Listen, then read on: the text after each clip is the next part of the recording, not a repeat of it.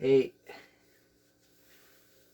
okay, this is a tutorial on how to play Balderdash. I'm here in my apartment, and we're just going to go over the basics, the very basics. We're not going to go over really strategy, like complex sort of endgame strategy, but we'll go over the basic rules, the basic strategic properties of a game of Balderdash. I am a Balderdash champion. I played Balderdash ever since I was 17, you know, and, I've been sort of a Balderdash champion ever since then. No one's been able to beat me at Balderdash, at least since 1997, so, this is a good game for good people, for good, hard-working, honest American people. So, if you're, oh, I'm going to play Balderdash now, that reflects on you. So let's get started with the tutorial on how to play Balderdash. Okay, so I got the game board all set up with all the game pieces, as you should have. Just copy this setup. So you're going to want the board, the cards, the lotion, and also the bag. Okay. And you can put those anywhere. You can put the bag, the bag has to go here. But you can put the other two, like you could move this here, and that wouldn't change anything. But it should be like this. But you can move it and it doesn't change a lot. And the lotion can go anywhere really. So, I'm just going to put it here so you can see it in the frame. But the bag has to go there. So in a game of Balderdash, there are the players, which are distinguished by these pieces. This is my favorite piece. I think about that one a lot. And so you have the pieces, and then you have the Dungeon Master. So the Dungeon Master is going to be represented by this dice. And he actually starts at the finish, where everybody else starts at the start, except for this piece. This piece starts one square before everyone else. You see that? So everybody else starts back here, and then this piece starts just one square before all the other ones. Okay, so to get a game of Balderdash started, it's going to rely on the Dungeon Master. You are not the Dungeon Master. You are a beginner player. You're not going to be the Dungeon Master first time. So the Dungeon Master is going to reach into the bag, and he's going to pull out a bag. And you don't really need to know what he's doing, but he's going to, take the bag, and he's going to sort of do that, count some things, and he's going to give, count these cards, and he's going to give you one. So let's say,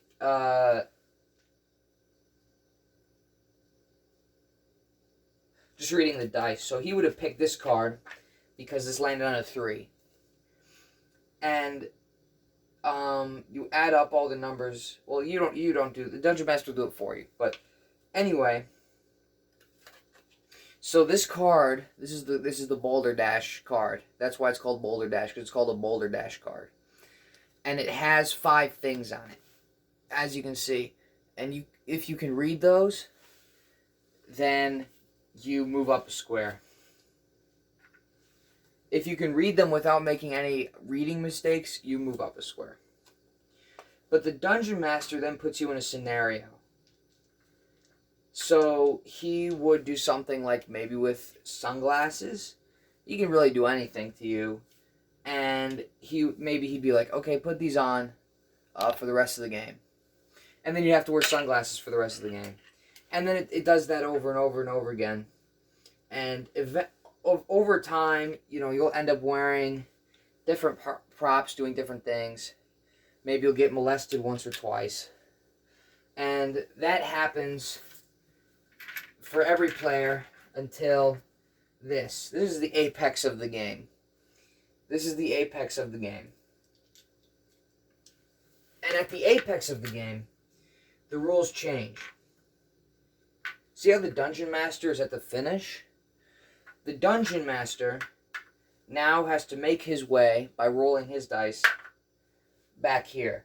And the way he does that is you take a card, and you can pick a card at random, because you can't control the bags. The bags are for the Dungeon Master only. And you're going to read the backside. And this is for the players to read. And you're going to read, okay, I'll just read, a brewery. Okay, and the Dungeon Master has to go and guess what on the card means brewery. So, if he doesn't guess correctly, which you can tell because you will know what these mean, and you have to know what they mean. If he guesses right, he can move a square. And it has to be, I say he, because it has to be a male. Unfortunately, women are not allowed to be dungeon masters. And that's unfortunate, but that is because it is a part of the rules. Unfortunately, women, if they want to be the dungeon masters, can play softball. So, if the dungeon master gets it wrong, you're going to want to take the lotion and just kind of squirt it all over. Just kind of squirt it all over his piece. And now when he moves it, once he gets it right, he's going to get his hands all lotiony and sort of fucked up. And that's going to be really annoying. Because he has to play the game, and he can't wash his hands. So he's going to have his hands covered in lotion the whole time. And it's really annoying for him. But he's allowed to wipe it off if, and only if, he shows everyone a challenge. And what a challenge is he will take a wad of these, and he has to go through, and he has to do a magic trick. So what he's probably going to do is he's going to do something like this. Ugh. He's going to do something like this. He's going to say, you know, is this your card? Blah, blah, blah. Cut the deck, cut the deck, cut the deck. Is this your card? And then you're going to be like, yes, it was. I don't know how you did that. If he tricks you and you can't figure out the trick, you have to put your head in the bag. And for a round. And that is done so that when you pass out, you're out of the game. So you don't want to get tricked. So you're going to want to learn a couple magic tricks before you get into a game of Balderdash. Because that's actually really important to know during the Dungeon Master's turn. But once if the Dungeon Master doesn't trick you, if you figure out the trick or he fails in doing the trick properly, he has to eat some of the lotion. And that's bad for you. It's actually poisonous. So once he is faints, then all of the players win. It's like blackjack. If the Dungeon Master fails, the players win.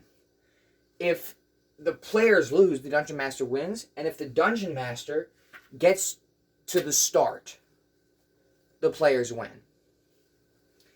I mean, the players lose. Sorry. I'm usually the Dungeon Master. So, I just assume, oh, we win. No. So, that is up until the middle game of Balderdash.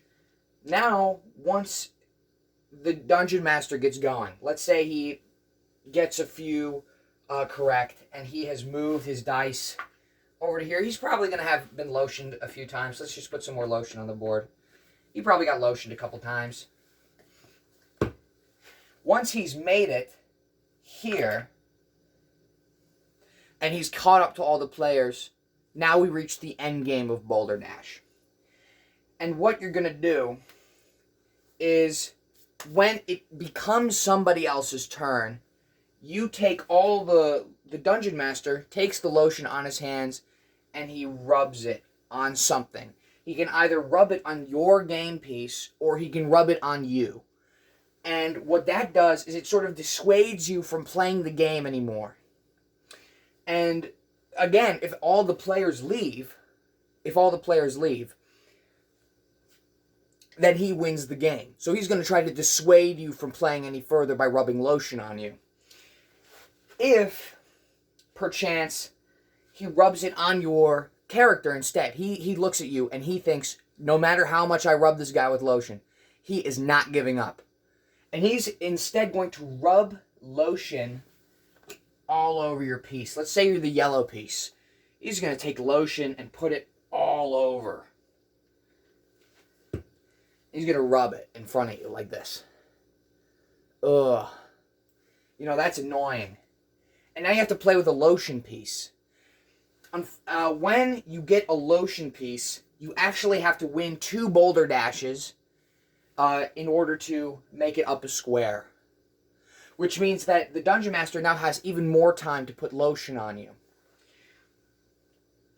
Also, it means that when you choose cards from the Balderdash thing, oh, my hands are covered in lotion because I have a lotion piece. And so the whole thing gets sort of really messy and annoying to play the further you go.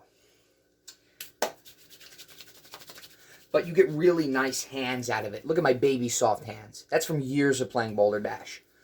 I'm lotioned up 24/7 almost. If I'm not carrying lotion with me, I am producing lotion with my body. I'm taking estrogen to be able to lactate so I can produce lotion at will. This is where the rest of the dice come in for the DM. If he rolls with the dice anything greater than 130, so that's less than 130, but let's say I rolled 130, right? If I roll anything less than 130, the Dungeon Master is allowed to touch you wherever he wants to.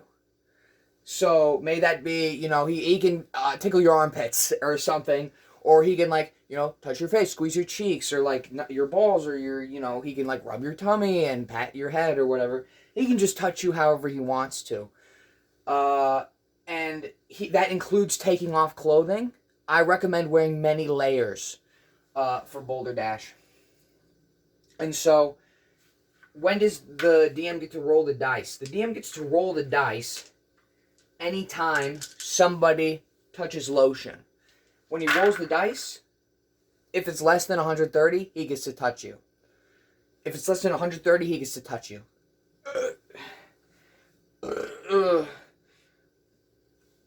So, if you touch a lotion piece, if your piece is lotioned and you move, and he rolls less than 130, he gets to touch you however he wants to for up to a minute. So, you're going to want to wear a lot of layers, and you're going to want to sort of keep calm and reserved if you're going to want to win a game of Balderdash. The moment that you as a player, and you're probably playing with a lotion piece at this point, and the board's probably covered in way more lotion than before, you are at the finish line. Contrary to the taxonomical definition of finish, you aren't finished yet. Because after you finish, the DM gets to play the rest of his game. So he gets to keep playing as long as he wants to. Once he reaches the start, he can go back. He can go back. Once he reaches the finish line, he can go back again. And he can play. Once you've reached finish, you're done. You can't do anything anymore. But the DM can keep going as long as he wants to. So at that point, it becomes a battle of attrition.